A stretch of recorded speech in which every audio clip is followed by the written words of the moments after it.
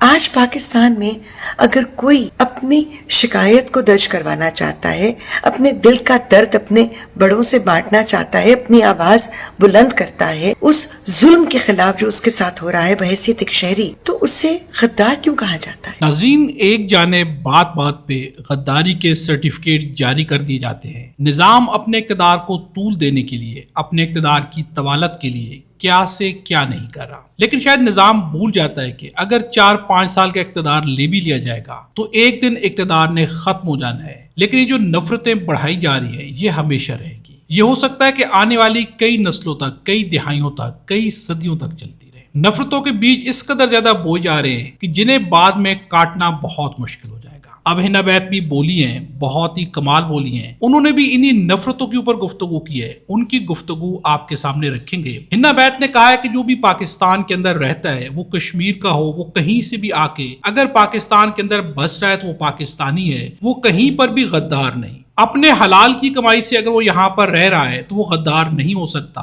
آپ سب کو غدار کہنے پر کیوں تل گئے ہیں؟ اس سے پہلے کہ بہت دیر ہو جائے آپ خود ہی جاگ جائیں، غداری کے سرٹیفکیٹس بانٹنا بند کر دیں۔ اب ہنا بیت کی گفتگو بہت ہی کمال کی ہے۔ ناظرین، یہاں پر سب سے اہم چیز یہ ہوتی ہے کہ آپ اس گفتگو کو شیئر بھی کریں، کمنٹس میں اپنی رائے کا اظہار بھی ضرور کریں، ویڈیو اگر آپ کو اچھی لگتی ہے تو لائک بھی ضرور کریں تاکہ زیادہ سے زیادہ لوگوں تک یہ گفتگو پہنچ سکے۔ آپ یہ گفتگو ملاحظہ کریں۔ تاریخ گواہ ہے کہ جب بھی کسی قوم نے اپنے حق کے لیے، اپنے جائز حق کے لیے، اپنی آزادی کے لیے، اظہار رائے کے لیے آواز بلند کی ہے تو انہیں دہشت گرد، باغی اور غدار کہہ کر خاموش کروا دیا گیا، ان پر ظلم کیا گیا، تشدد کیا گیا۔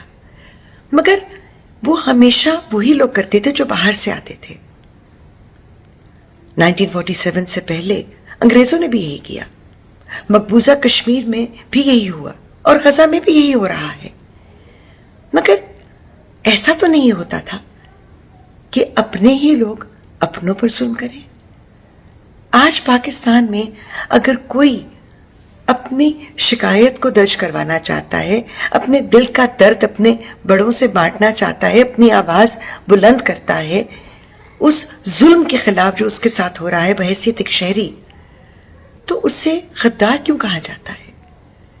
چاہے وہ بلوچ ہو، چاہے پٹھان ہو، چاہے پنجابی ہو، چاہے سندھی ہو، چاہے وہ آزاد کشمیری ہو، یا وہ ہجرت کر کے بڑے صغیر میں کہیں سے بھی آیا ہو اور پاکستان کو اپنا گھر مانتا ہو، وہ غدار نہیں ہے، وہ اپنی جائز شکایتیں درج کروا رہا ہے۔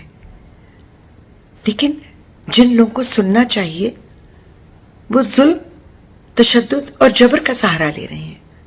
تو یاد رکھیے، تشدد سے صرف تشدد ہی پیدا ہوتا ہے، یہ مسئلے کا حل نہیں ہے، یہ بہتری کی طرف کوئی قدم نہیں ہے۔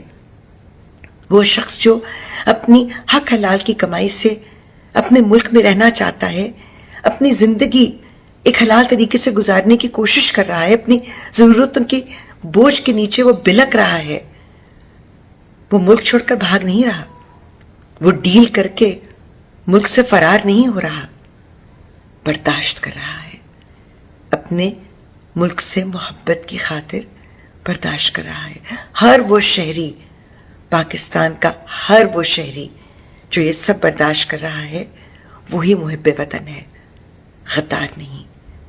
اس بات کو سمجھیں اس سے پہلے کہ بہت دیر ہو جائے۔ اب ناظرین، آپ نے ہنا بیت کی گفتگو سنی، اس گفتگو کے بارے آپ نے کمنٹس میں اپنی رائے کا اظہار ضرور کرنا ہے۔ اس سے آپ اختلاف کرتے ہیں، اتفاق کرتے ہیں، کیا ہنا بیت صحیح کہہ رہی ہے؟ آپ کی بھی یہی نظریات ہیں؟ کمنٹس میں ایک جملہ ضرور لکھیے گا۔ اس ویڈیو کو زیادہ سے زیادہ شیئر بھی ضرور کیجیے گا۔ چینل پر نئے، چینل کو سبسکرائب کر لیں، بیل آئیکن بھی پریس کر دیں۔